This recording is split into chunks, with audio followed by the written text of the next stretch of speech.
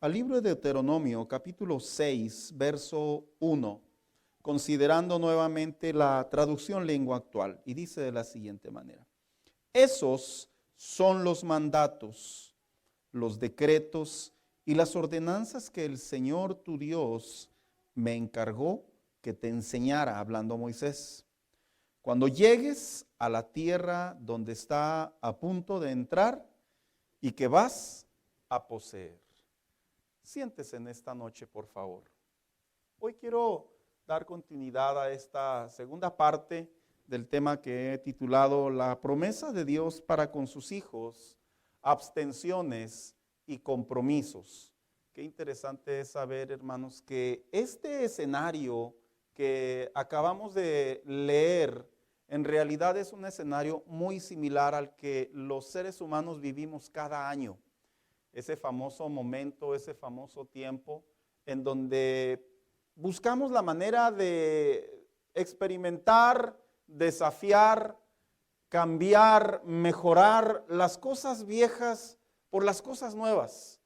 Y las redes sociales están impregnadas, hermanos, de cosas cómicas, trágicas, dramáticas, de reflexión, religiosas, escépticas y de tantas maneras de interpretar los cambios.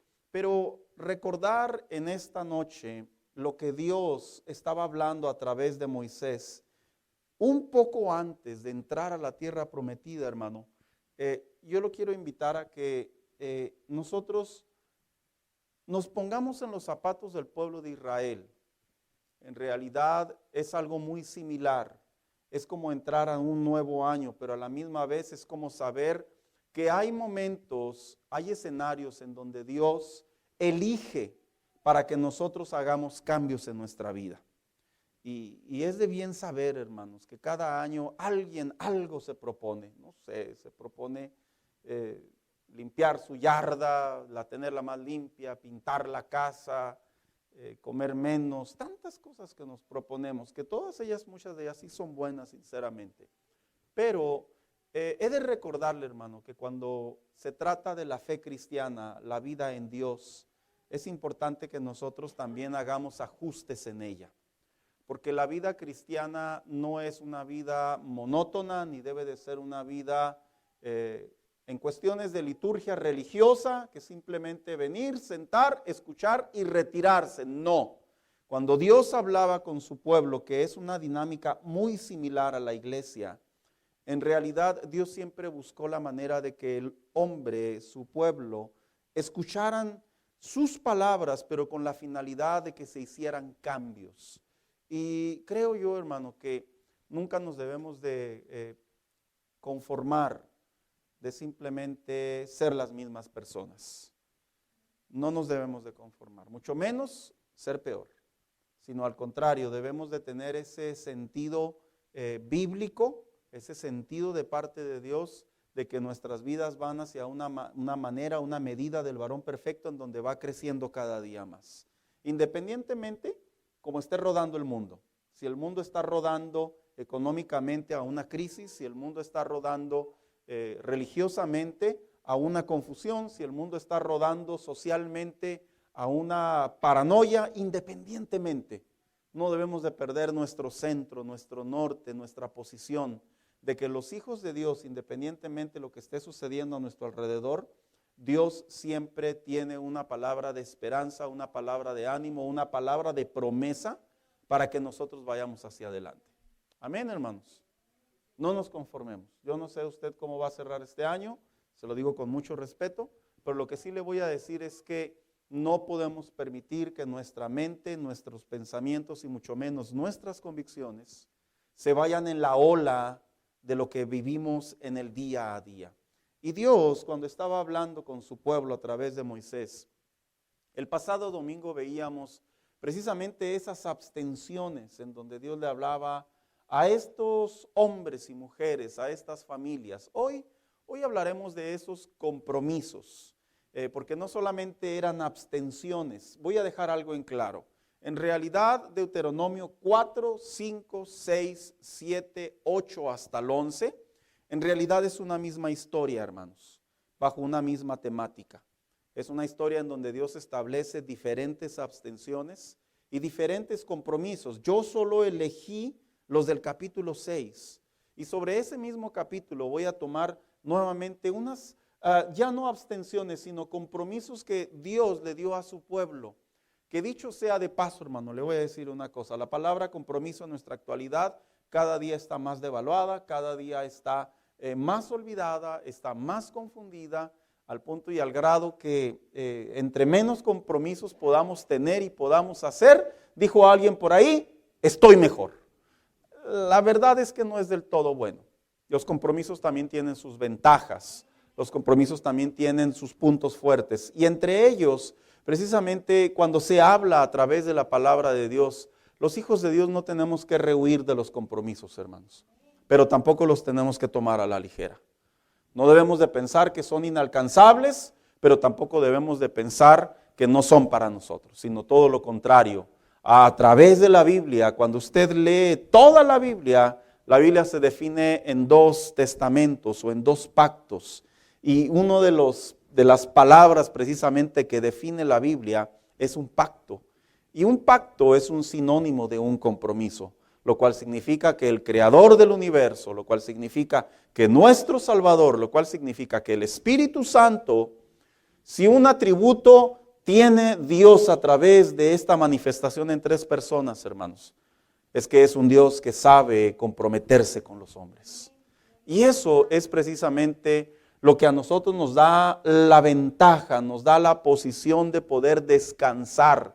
Que si ya Dios estableció un pacto para los hombres y Él lo ha mantenido, pues nosotros podemos confiadamente también tomar nuestra parte y actuar conforme, de acuerdo a la medida de nuestras fuerzas y nuestras capacidades.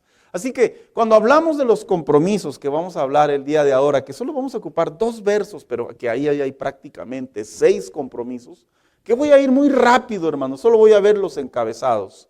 Primeramente le quiero decir, ¿qué significa la palabra compromiso? De acuerdo a la lengua de la Academia Española, la palabra compromiso se le define básicamente como una obligación, se le define como un pacto, que dicho sea de paso, hermano, esa es la respuesta correcta.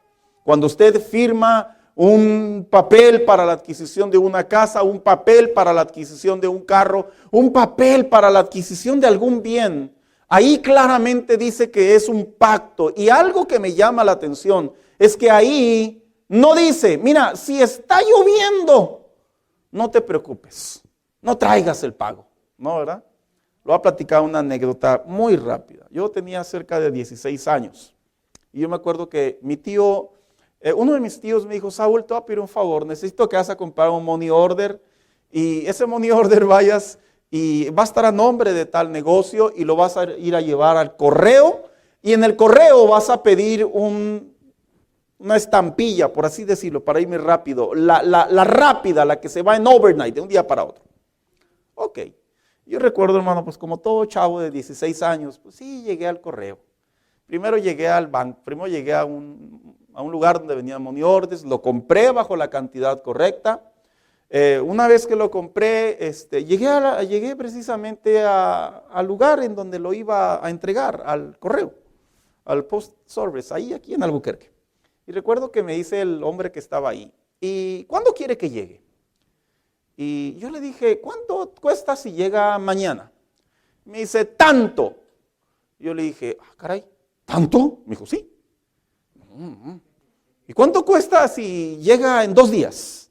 Tanto. ¿Y cuánto cuesta si llega en 3 a 5 días? Porque yo estaba mirando de arriba. Y me dice, tanto. Pues la estampilla.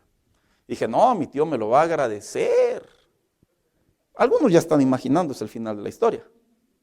Yo recuerdo que le dije, deme ese. No, yo salí bien vivo, bien trucha del correo, hermano. Y recuerdo que llegué a la casa y me dice mi tío, Saúl, veo ver las caras de algunos que se ríen.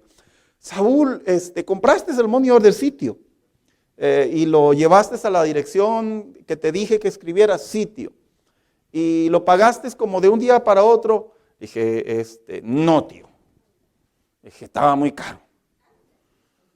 Mi tío se le vino la sangre al piso, hermanos. se le transformó el rostro, se le cambió el tono de voz y me dijo, ¿qué?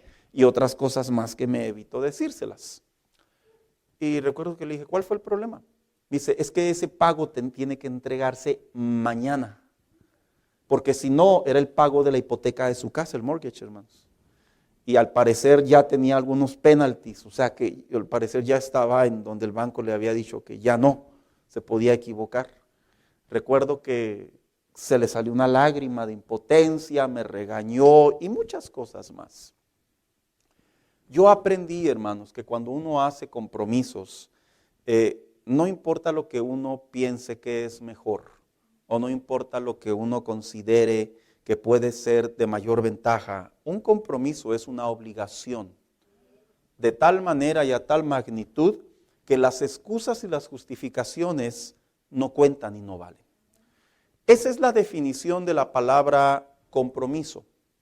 Y hay algo que a mí me atrae mucho de esta palabra, porque por lo general, cuando venimos a Cristo y usamos la palabra compromiso, nosotros asociamos esa definición con nuestra comunión con Dios. Y yo le voy a decir una cosa, utilizar esa definición en nuestra comunión con Dios no es del todo correcta.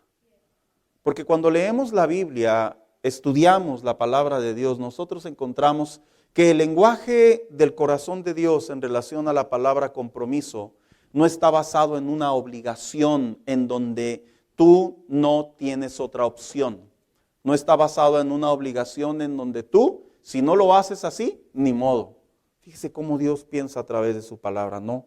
Le voy a dar la definición bíblica de lo que es un compromiso de acuerdo a la palabra de Dios. La palabra compromiso es aquel que Dios lo estableció al hombre en primer lugar por amor. Dios no tenía ninguna obligación para salvar a la humanidad. Así que el compromiso de Dios para con los hombres está basado en amor. Y de la misma manera ese compromiso, bíblicamente, Dios le transmite al hombre que aunque un compromiso secular, académico, cultural, social, está basado en una obligación, te guste o no, Dios dice no. Yo quiero que tu compromiso hacia mí sea por amor. 2, el compromiso bíblico, el compromiso de Dios está basado en agradecimiento. Cuando Dios salvó al hombre, cuando Dios vio a bien rescatar al hombre, ayudar al hombre, en este caso a Israel y posteriormente a la iglesia y posteriormente obviamente a la humanidad, en realidad Dios quiere que nosotros hagamos compromisos en nuestra comunión con Él, en nuestra fe cristiana, por agradecimiento. Y el agradecimiento está muy notado en la Biblia. ¿Se acuerda la Biblia cuando dice que Jesús sanó a unos leprosos y solo volvió uno de ellos? Jesús usó unas palabras y dijo, es que al que mucho se le perdona, la versión correcta dice, mucho está agradecido. Porque Dios quiere que sus hijos nos comprometamos con Él, no por obligación, no para simular y no por interés, sino por agradecimiento. Siguiente, el compromiso de Dios hacia el hombre que Él pide es un compromiso establecido en un entendimiento propio. ¿Sabe usted que a través de la Biblia encontramos que cuando Dios le habla al hombre, Dios quiere que el hombre sepa por qué se está comprometiendo con Él? Mire, yo entiendo que a veces cuando nosotros firmamos un papel, esas mugrosas letritas chiquitas que no leemos, hermanos, cuando pasa algo decimos, ahora entiendo. Pero Dios no.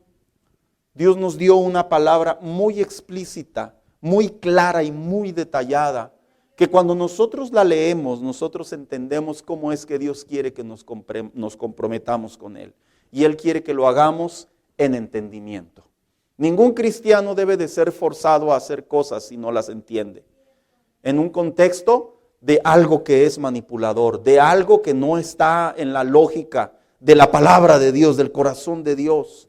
Y el entendimiento tiene que ver con la comprensión, tiene que ver con el razonamiento y tiene que ver con la fe. Pero también el compromiso bíblico está establecido de manera voluntaria. Fíjese que a pesar de que Dios le dijo a su pueblo, estos son las abstenciones y los compromisos que quiero que ustedes hagan hacia mí, en realidad, hermano, Dios no forza a nadie. ¿Se acuerdan de ese escenario de la Biblia cuando estaban esos jóvenes hebreos delante del rey Nabucodonosor y este hombre estaba airado y los iba a echar a un horno de fuego? ¿Qué motivó a esos jóvenes a mantener su compromiso de no doblarse ante la estatua del rey? Mire, sí, fue su confianza, fue su convicción, todo lo que usted quiera mencionar es correcto, pero le voy a decir que estaba por encima de todo ello: su voluntad.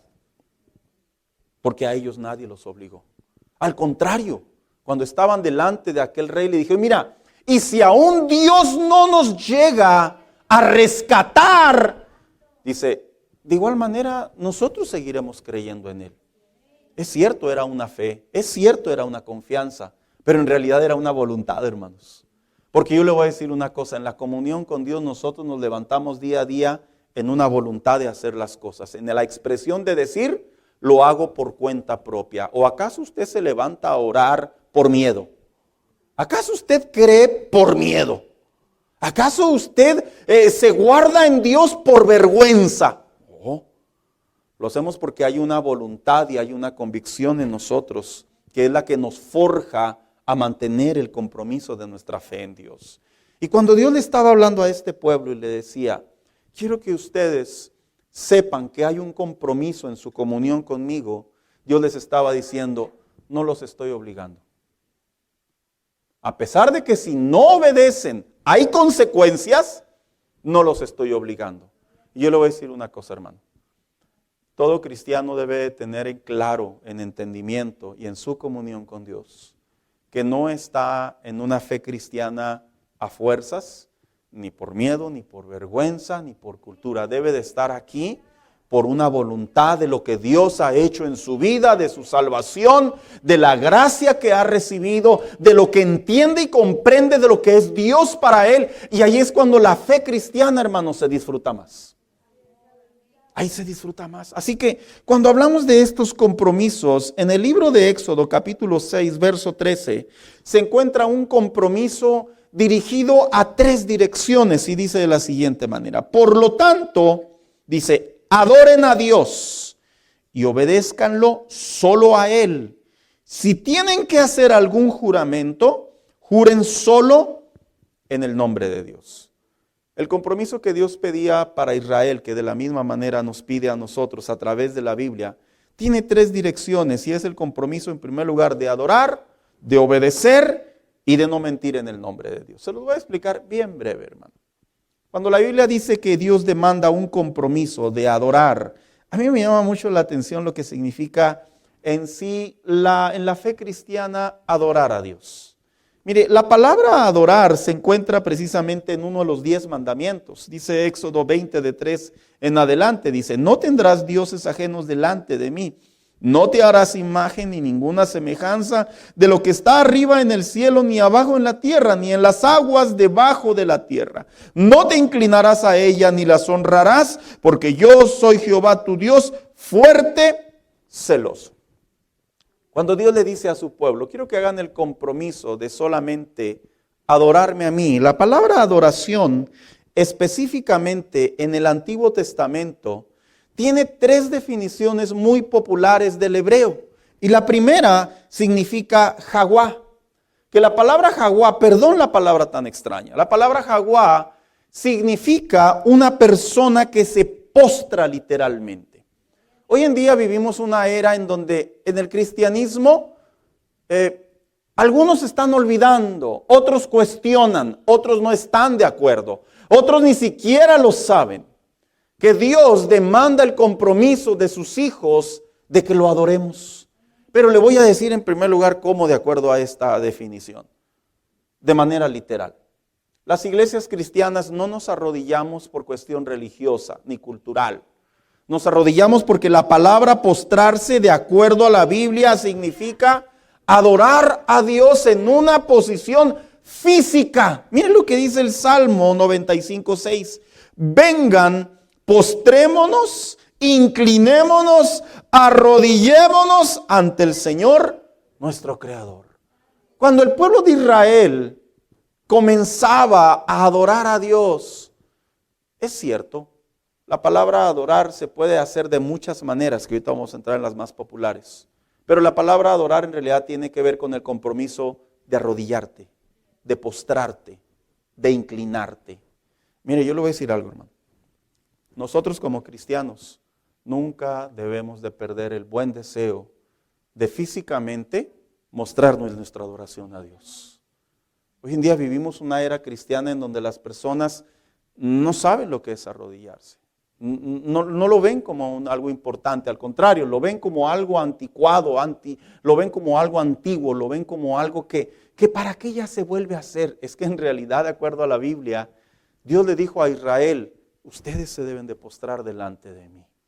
Y yo le voy a decir una cosa, hermano. Yo no sé si usted es un cristiano que tiene el bien de doblar sus rodillas, de postrarse, de inclinarse, de actuar físicamente en una posición de que estamos adorando a Dios. Pero esto es bíblico.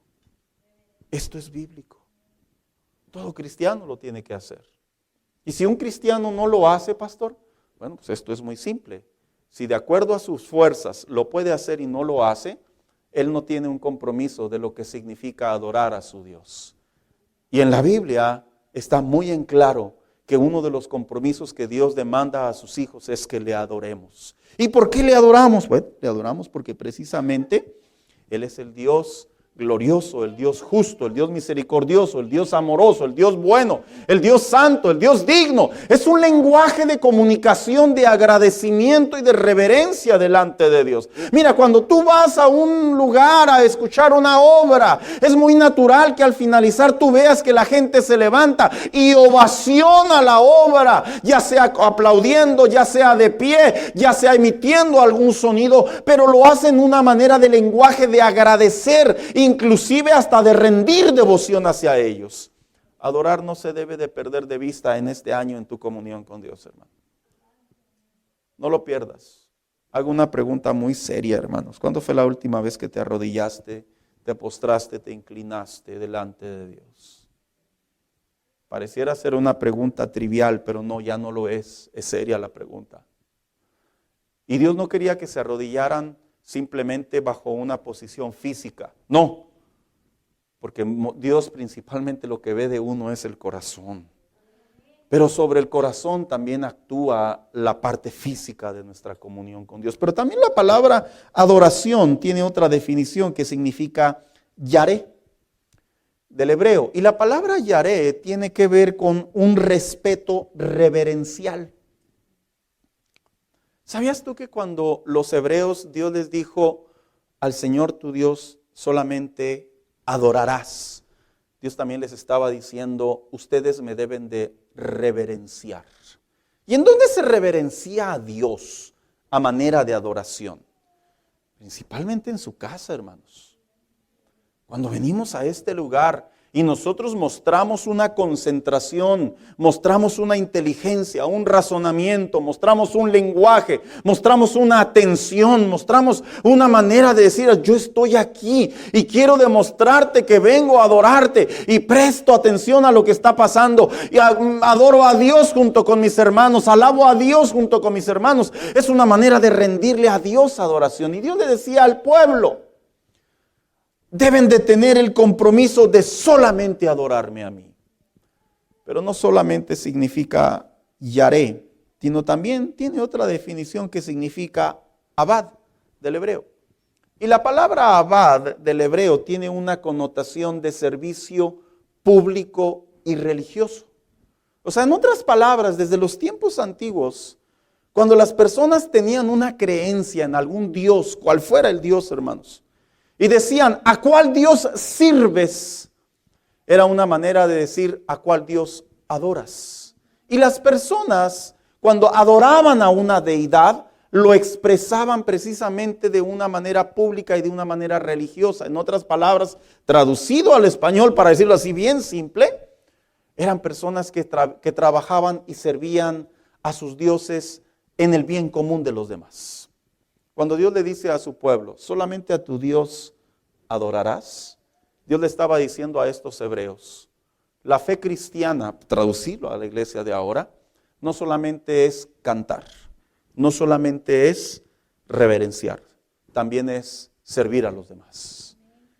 Cuando las personas estamos usando nuestros dones, cuando las personas estamos usando lo que Dios nos ha dado en favor de los demás, es una manera de expresarle adoración a Dios.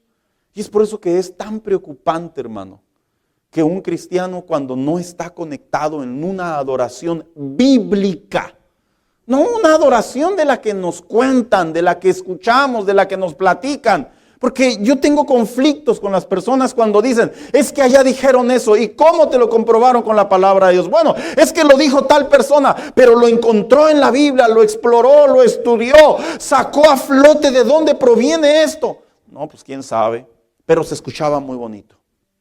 No, adorar a Dios cuando Jehová le dijo a su pueblo, por lo tanto, adoren a Dios, estaba hablando de la palabra compuesta, no solamente de una expresión física de postrarse, no solamente de reverenciarlo, sino también de servirlo. Y yo pregunto, hermano mío, ¿estás preparado para servir a Dios este año? ¿Estás preparado para servir a Dios este año?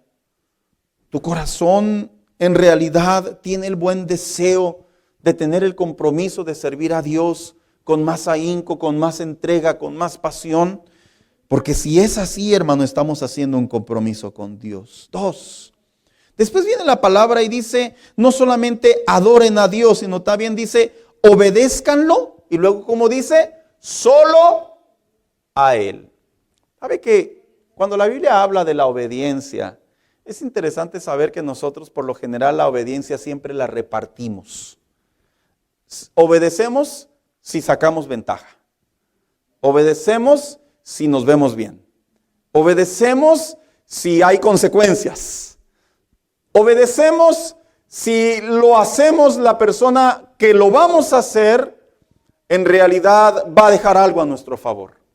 Cuando la Biblia dice solo a Dios obedecerán o obedézcanlo solo a Él, es una expresión en donde Dios demanda únicamente obediencia a lo que Él dice. Y sabe, hermano, obedecer a Dios se ha convertido para muchos cristianos un gran desafío. Porque vivimos en una sociedad en donde estamos constantemente invitados a desobedecer a Dios. Vivimos en una era en donde estamos constantemente invitados a sacar nuestra parte.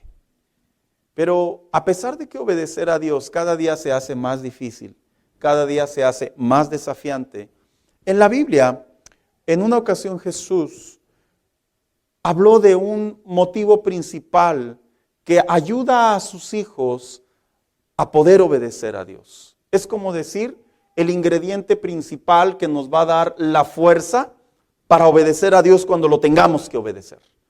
Y precisamente dice Juan 14:15, si ustedes me aman, obedecerán mis mandamientos. En otras palabras, Dios dice, la obediencia no es una obligación. La obediencia no es que ya te amolaste y porque eres cristiano. Oiga, como dijo una vez un hermano, es que ya no puedo tomar porque ya soy cristiano. No, yo me quedé así. Ya no puedo tomar. Es que ya no puedo ir allá porque ya soy cristiano. El que piensa que el cristianismo es una obligación está muy mal centrado en la palabra de Dios. En realidad nosotros obedecemos a Dios por amor, hermanos. Porque Él nos amó, porque nos demostró un amor que nosotros lo podemos sentir y lo podemos vivir y lo podemos experimentar. Y de ese amor se inunda nuestra manera de vivir de tal manera que es un motor para poder obedecer a Dios. Cuando tú recuerdas la historia de aquel joven llamado José el soñador y la esposa de Potifar estaba acosándolo literalmente. Ándale, ándale, ándale. Mira, hay una frase en esa historia que es la palabra clave que ayudó a José a no hacer lo que él inclusive carnalmente quería hacer. ¿Y sabes qué dijo? ¿Cómo yo he de hacer esto a Dios? Porque era una manera de decir, Él me ha guardado. Él ha guardado a mi familia. Él ha guardado a mis hermanos. Él me ha guardado a mí. ¿Cómo yo he de hacerlo? Y prefirió prácticamente obedecer a Dios. Hermanos, comprometerse con Dios no es una obligación. Debe de ser un entendimiento, debe de ser un deseo, debe de ser una convicción. Cuando el cristianismo se compromete uno con Dios de esa manera, mira, muchas preguntas se resuelven. Muchas respuestas solas se contestan. Pero no solo ellos, sino también dice aquí, el verso dice, si tienen que hacer algún juramento, juren solo en el nombre de Dios. Este compromiso que se encuentra en este verso, capítulo 13, este tercer compromiso, tiene mucho que ver con la manera en la que nosotros vivimos y la manera en la que nosotros nos expresamos en nuestra manera de hablar. En aquellos tiempos, cuando una persona era llamada a juicio, lo explico brevemente. Cuando una persona cometía una falta, una ofensa, y iban delante de un juez, allá en los tiempos de Moisés, la mejor manera para que la persona pudiera justificar que su acto no estaba siendo como se decía, o sea, en otras palabras, era una mentira, la persona decía, juro por Dios que no lo hice. Y aquel juez, aquel hombre que estaba deliberando, le decía a aquel hombre, él está jurando en el nombre de Dios. Por lo tanto, lo que tú vienes a decir, aunque no hay pruebas contundentes para demostrar lo contrario, su palabra es suficiente para hacerlo. A mí me han preguntado las personas si jurar en el nombre de Dios es pecado. En realidad, no hay un verso en la Biblia que lo condene como tal. Y lo digo con mucho cuidado. No. Lo que sí hay en la Biblia es el acto de no jurar en el nombre de Dios en vano. Lo que sí está en la Biblia es que Jesús en una ocasión enseñando sobre este tema, dice Mateo 5, 34 al 37, y lo explico brevemente. Dice, pero yo les digo, no juren de ningún modo, fueron las palabras de Jesús, ni por el cielo, porque es el trono de Dios, ni por la tierra, porque es el estrado de sus pies, ni por Jerusalén, porque es la ciudad del gran rey. Tampoco jures por tu cabeza, porque no puedes hacer ni aun un solo de tus cabellos se vuelva blanco a negro. Cuando ustedes digan sí, que sea realmente sí. Y cuando digan no, que sea realmente no. Cualquier otra cosa que digan, más allá de esto, proviene del maligno. En realidad, Jesús estaba diciéndole a sus oyentes, porque ustedes utilizan el nombre de Dios en vano, porque juran en el nombre de Dios en vano, no juren, no lo hagan, pero no como una prohibición, sino para que no viniera una condenación sobre de ellos.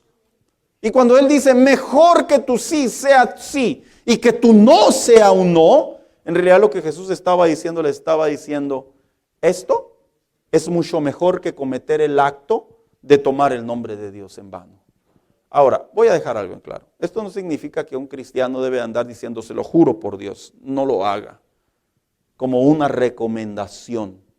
Porque hacerlo, si verdaderamente en nuestro corazón está otra intención, estamos jurando en vano en el nombre de Dios. Y jurar en vano en el nombre de Dios entra en la categoría blasfemia delante de Dios. Que dicho sea de paso, la Biblia claramente habla en relación a hacerlo indebidamente. Era el acto de crear perjurio sobre las personas. Y cuando Dios le dice a los hombres, hagan el compromiso de no jurar en mi nombre, hagan el compromiso de no tomar el nombre de Dios en vano, lo que les estaba diciendo el Señor es, no sean mentirosos. No sean mentirosos.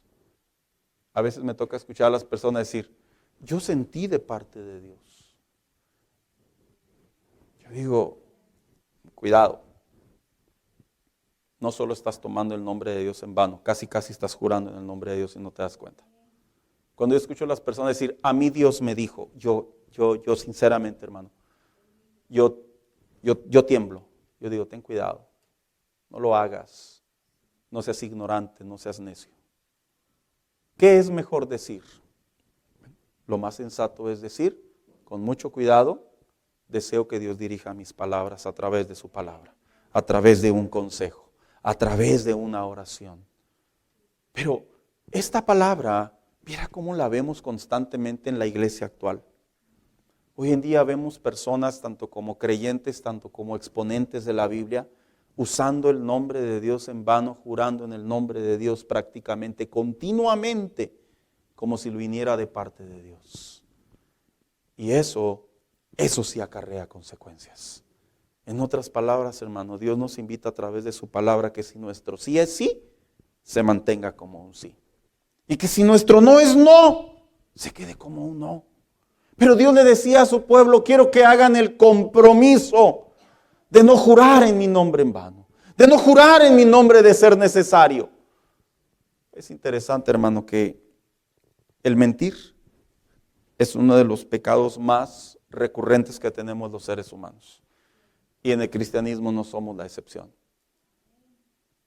Le platico una técnica que a veces yo quisiera que siempre fuera, pero a veces la utilizo como un salvavidas en mi comunión con Dios. Cuando siento que inconsciente o conscientemente, razonable o irrazonablemente, inteligente o no inteligentemente, como lo quiera llamar, debo mentir porque debo mentir, ¿sabe qué hago, hermano? Me quedo callado. Y digo, mejor me quedo callado. ¿Y cómo cuenta eso? Pues no dije nada. No dije nada. ¿Por qué? Porque a veces por el hecho de quedar bien con alguien, uno suelta la mentirota. Y a mí en lo personal, a mí me ha funcionado y que utilice ese recurso me evita pecar. Hágalo. Dígale a Dios, no voy a cuidar mi lengua, voy a cuidar mis palabras. Me hago el compromiso de no utilizar tu nombre en vano. Me hago el compromiso, Señor, de no mentir en tu nombre. Y ese era el compromiso que el pueblo debía de tener. Pero también hay otra serie de compromisos en el verso 17. Y dice de la siguiente manera: guarda cuidadosamente los mandamientos de Jehová vuestro Dios, y sus testimonios y sus estatutos que te ha mandado. Aquí hay 3 compromisos que Dios le había también entregado al pueblo de Israel. Que dicho sea de paso, algunos creyentes piensan que la palabra mandamiento, ley y estatuto, piensan que es lo mismo. Aunque en clasificación general pueden significar lo mismo, en definición, en realidad, cada uno de ellos tiene direcciones hacia donde se va. Y cuando inicia primeramente diciendo, guarda o guardad cuidadosamente los mandamientos, la palabra guardar en definición significa el acto de proteger, de preservar, de vigilar, o ya sea con esmero o con cuidado algo o alguien. Como cuando tú le dices a alguien, guárdamelo, y tú lo pones en un lugar en donde nadie jamás se puede enterar que estuvo ahí. Es como cuando tú dices, no puedo permitir ni que lo vean, porque es peligro. Es vigilar, es la expresión de que no sufra ningún daño. Y Dios lo que le estaba diciendo a su pueblo, quiero que hagan el compromiso de guardar mis mandamientos. En realidad se refería a lo que la Biblia le llama Éxodo capítulo 20, los 10 mandamientos. Y yo creo que cuando se habla de los 10 mandamientos, hermanos, se entiende perfectamente que son actos de compromiso delante de Dios. A pesar de que un mandamiento es un mandato, es una orden, es una ley, es un compromiso, es un estatuto, es una directriz, como lo querramos ver en contexto, en realidad no deja de ser algo que Dios le dice al hombre que debe de hacer. Y sabe, ya Dios les había dado los 10 mandamientos. Esos 10 mandamientos ya estaban claros. 3 de ellos iban dirigidos hacia Dios y los otros 7 iban dirigidos hacia el prójimo. Que Jesús más adelante precisamente los resumió simplemente en 2. Y dice Lucas 22, 37 al 40. Jesús le contestó: amarás al Señor tu Dios con todo tu corazón, con toda tu alma y con toda tu inteligencia. Estas palabras que Jesús dijo es referencia a los primeros 3 mandamientos. Y llama mucho mi atención cómo Dios le habla a su iglesia y quiere educarla, porque es la palabra correcta, hermano. Quiere educarla. Mire, si algo tenemos en complejidad en la fe cristiana en la actualidad, hoy más que nunca, perdón la palabra. Una vez dijo un pastor así, yo tomo sus palabras sin afán de ofender, utilizo solo metafóricamente. Dijo, hoy los cristianos están siendo formados como animalitos. Y yo medité mucho en sus palabras y dije, ¿por qué utilizar esa comparación? Porque cuando tú ves a un animalito, por lo general los animalitos del campo nadie los forma su razonamiento, los forma su instinto, los forman sus circunstancias, los forma su instinto de supervivencia. Y cuando él decía eso, decía haciendo referencia que a la falta de entendimiento bíblico, a la ignorancia, al no de querer dedicar tiempo a la palabra de Dios, al no escudriñar la palabra de Dios, los cristianos estamos siendo formados por nuestros sentimientos, por nuestras ideas propias, por cómo amanecí, por cómo se escuchó de bonito la frase, por si tengo cuidado, por la experiencia que tuve. Pero la realidad bíblica, hermano, es que no debemos de ser formados de esa manera. Los hijos de Dios debemos de ser formados por los estatutos, los mandamientos, las leyes, los decretos, las ordenanzas que Dios dio en su palabra. ¿Por qué? Porque ellos nos protegen precisamente para ser guardados por las promesas de Dios. Y cuando Dios le dice a su pueblo, guarda cuidadosamente los mandamientos de Jehová vuestro Dios, les estaba hablando y le estaba diciendo, recuerda lo que te dije en el monte Sinaí, recuerda lo que escribí. Debes de saber que hay prohibiciones, debes de saber que hay cosas que tú no puedes hacer, pero bajo ninguna circunstancia, hay una palabra muy común que se utiliza en la vida social, y es precisamente la palabra discreción. Si a ti te para un policía porque cometiste una infracción, hay asuntos en donde la policía por discreción, porque él así lo decide, porque él es la ley, él te dice, mire, le puede decir a usted y a mí, mire, se pasó la rojota. Pero ¿sabe qué? Le voy a dar una oportunidad. Y usted se va hasta pidiéndole el nombre para orar por él, ¿verdad? Él tomó la discreción. Fue decisión de él posiblemente porque usted le dijo que lo corrieron de su trabajo, porque usted le dijo que viene del hospital, porque usted utilizó una causa que a los ojos y al entendimiento de él le da la facultad de utilizar su discreción. Pero yo le voy a decir una cosa. Delante de los ojos de Dios no hay discreción. Dios dice no lo hagas y no lo hagas. Dios dice es de esta manera y es de esta manera. Y ese es el compromiso delante de Dios. Y no por obligación, hermano. Por amor, por convicción, por agradecimiento. Porque Él es el Dios de nuestra salvación. Si no caeríamos en el momento en el que Job, en la falta de su entendimiento, cuando estaba siendo prácticamente llevado por ese dolor de esa sarna aparente, en una ocasión le contesta el Señor y le dice, ¿acaso tú estabas ahí cuando yo creé el universo? ¿Acaso tú puedes contender conmigo? No, Señor, le dijo el Señor, no puedes.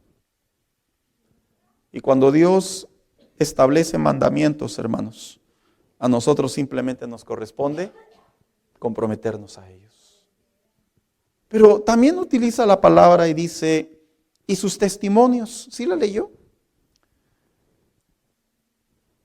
Aquí hay un dato cultural muy bonito, hermano. Muy bonito en el Shema.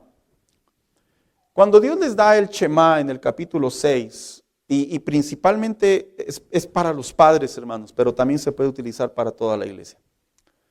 Dice la Biblia que los judíos utilizaban dos tipos de maneras de traer a la memoria estos estatutos, estos mandamientos y estas abstenciones.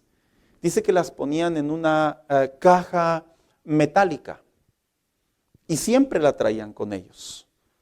Y cuando no la traían con ellos, que regresaban a casa, dice que las ponían, esto es cierto, es cultural, las ponían en el dintel de la entrada de la casa. En otras palabras, cuando ellos salían, se llevaban esas palabras repetitivas de Moisés y las cargaban con él porque era una manera de recordar lo que Dios había hecho por ellos. Cuando la Biblia dice, y sus testimonios, ellos tenían el deber y la obligación de que sus próximas generaciones supieran lo que Dios había hecho por ellos. Y yo le voy a decir a usted con el corazón en la mano, hermano. ¿Usted le cuenta a sus hijos lo que Dios ha hecho por usted?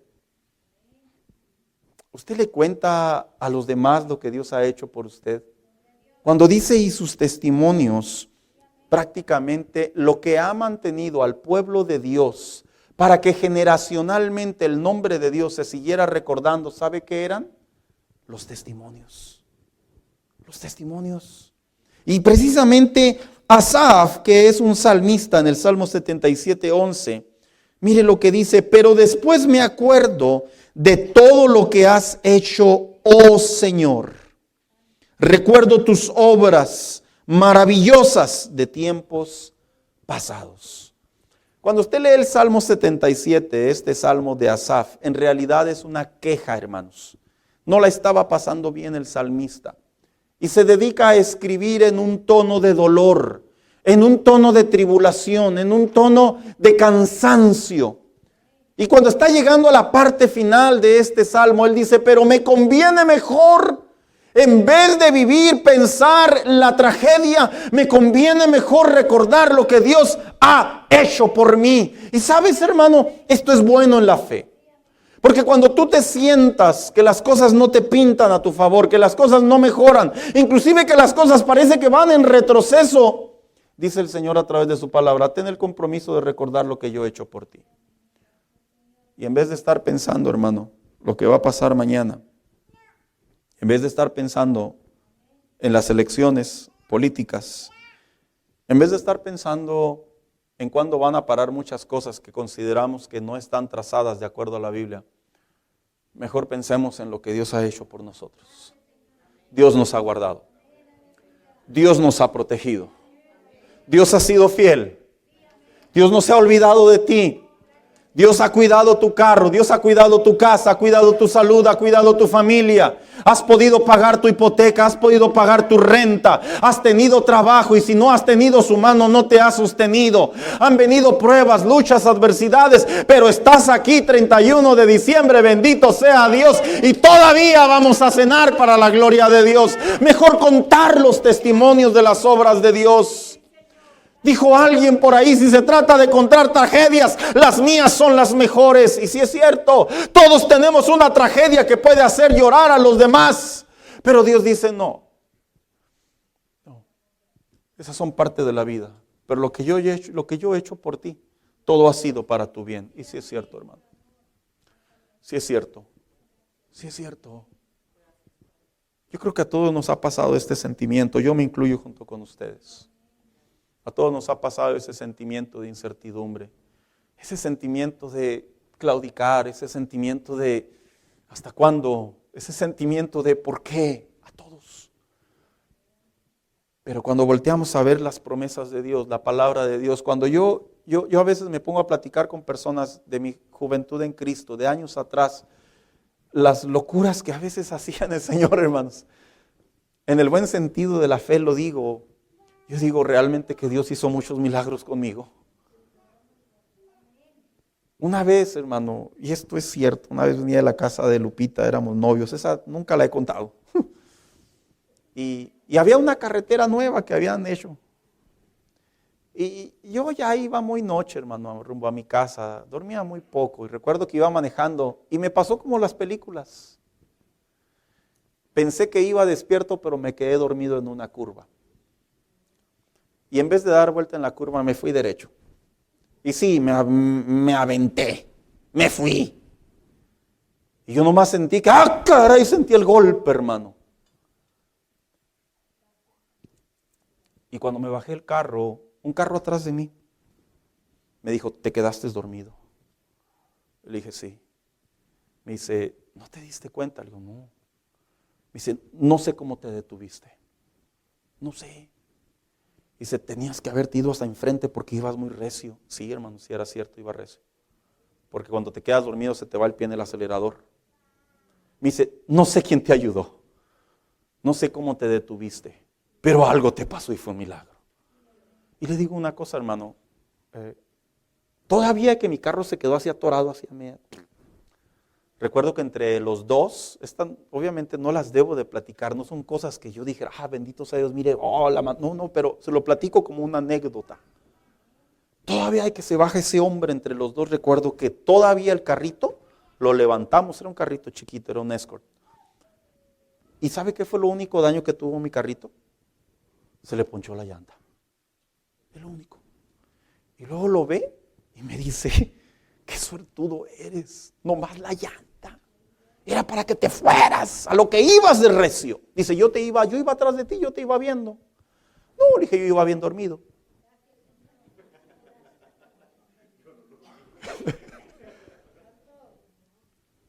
Y a veces pienso en esas locuras. Y yo digo, realmente que Dios tiene un propósito para nosotros. ¿Cómo no contar los testimonios de lo que Dios ha hecho por ti? Si de repente tú te pones a pensar y dices, es que esto no sé en qué va a parar. Acuérdate de esto, tu salvación tiene un propósito y es un testimonio de parte de Dios. Es un testimonio de parte de Dios. Y por último dice, y estatutos de Jehová. La palabra estatuto del hebreo significa chok, así, chok. Y el chok venían siendo lo que se le conoce como las 613 leyes que Dios había detallado en el Pentateuco. Todo lo que tú lees en el libro de Levítico y en el libro de Deuteronomio es prácticamente gran parte de las leyes detalladas de lo que Dios le llamaba los estatutos. ¿Te has preguntado alguna vez, y yo creo que a todos nos ha pasado, ¿será pecado hacer esto? ¿No será pecado hacer esto? El pueblo de Dios también tenía ese conflicto, que como no sabían muchas cosas, Dios prefirió detallárselas y ponérselas de manera prácticamente palabra por palabra. En el Nuevo Testamento, el apóstol Pablo se enfrentó a un cuestionamiento muy similar a este. Y él lo resolvió de una manera muy básica, pero muy entendible. Y dice, si lo que vas a hacer va a glorificar a Dios, hazlo.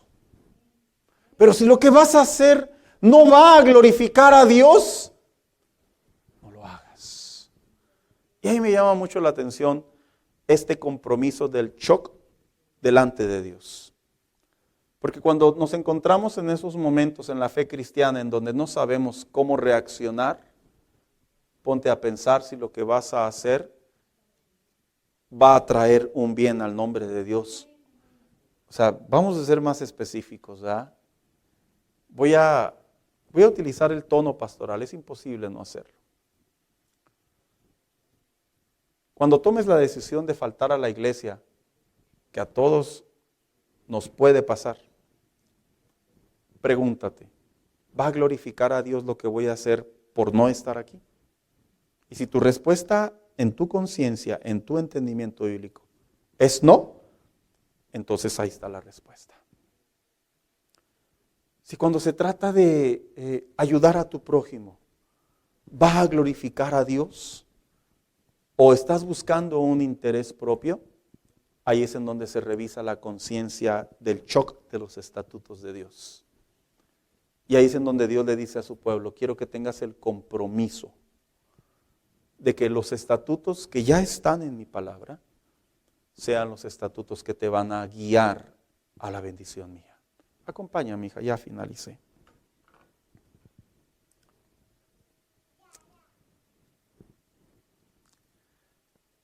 Con tantos cambios que hay en la vida, muchos cristianos siguen teniendo muchas preguntas en relación a si se puede hacer o no se puede hacer.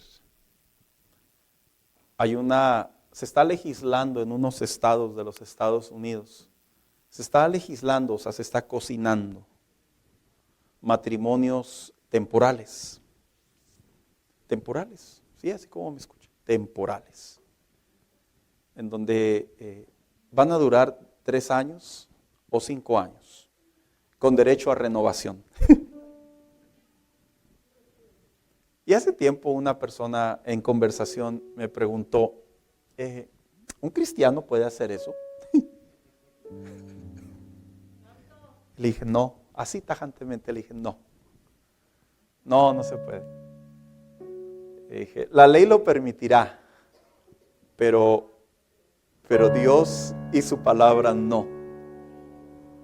Y me argumentaba y me decía, pero es que ¿para qué echar a perder si vienen hijos? ¿Para qué comprometerse si compran bienes?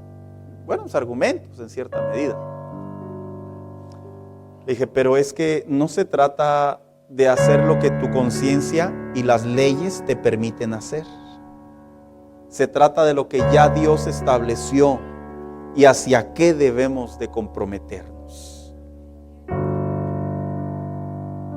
Yo le pregunto en esta tarde, en esta noche ya, ¿te quieres comprometer? Nos comprometemos delante de Dios en hacer cambios, hermanos. Sería bueno.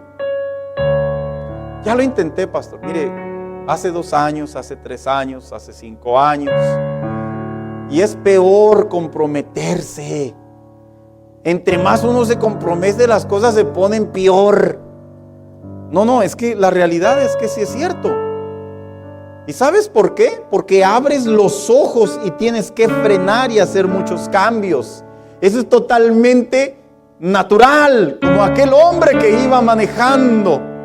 Se subió a su carro y traía prisa. Iba recio. Y dice, ¡ah, caray! Y se movía a un lado y se movía al otro. Y dice, voy a prender la radio para relajarme. Y cuando prende el radio, dice el locutor, nos están informando que hay un vehículo, un conductor manejando a exceso de velocidad en sentido contrario. Y dice el hombre que iba escuchando la radio, ¿uno? ¡Un montón! Algunos me entendieron. Él era el que iba en sentido contrario. No eran los demás, porque sí es cierto. Los cambios es a veces remar en sentido contrario. Porque nos comprometemos con Dios a dejar de hacer cosas o hacer cosas. Porque nos abstenemos a no participar. Y yo le digo una cosa, hermano. Si usted quiere que Dios le bendiga con un mejor trabajo, con un mejor vehículo, que le dé esa casita que tiene tanto tiempo orándolo, no le estoy diciendo que no lo va a hacer Dios, sí lo puede hacer, claro que lo puede hacer nuestro Señor, pero le voy a hacer objetivo. Antes de esperar las bendiciones de Dios, primero tenemos que aprender a abstenernos y a comprometernos para poder llegar a ellas. No puedes cobrar tu cheque por adelantado si no has trabajado. Y luego hay uno que otro me va a decir, sí se puede, pastor, con un préstamo. No puedes. Como decía mi abuelito, mi bisabuelito, mi hijo, no se puede chiflar y comer pinole a la misma vez. Y sí es cierto, no se puede. Primero es una cosa y luego la otra. De todo corazón, y es una oración personal y creo que es compartida como pastores. Deseamos que Dios cumpla promesas que les ha hecho. Pero le digo una cosa, como pastores les decimos. No se puede llegar a las promesas si no hay abstenciones y compromisos. No se puede. No es bíblico.